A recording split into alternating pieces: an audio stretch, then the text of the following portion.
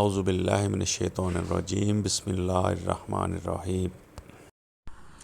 اللہ کی نظر میں فلاح پانے والے لوگ کون ہیں؟ اللہ تعالیٰ نے ارشاد فرمایا، یا ایھا الذین آمنو، اے وہ لوگو جو ایمان لائے ہو۔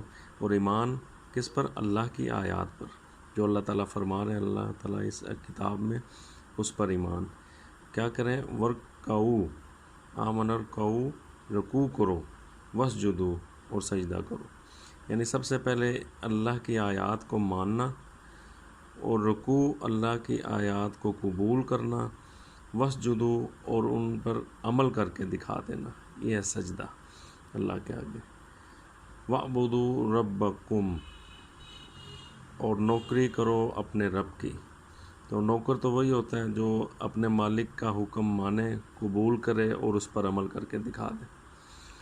وَافْعَلُوا الْخَيْرَ، اور بھلائی کے کام کرو، لَعَلَّکُمْ تُفْلِحُونَ، تاکہ تم کامیاب ہو جاؤ، فلاح پالو۔ تو یہ کامیابی کا نسخہ اللہ نے بتایا ہے۔ صدق اللہ العظیم۔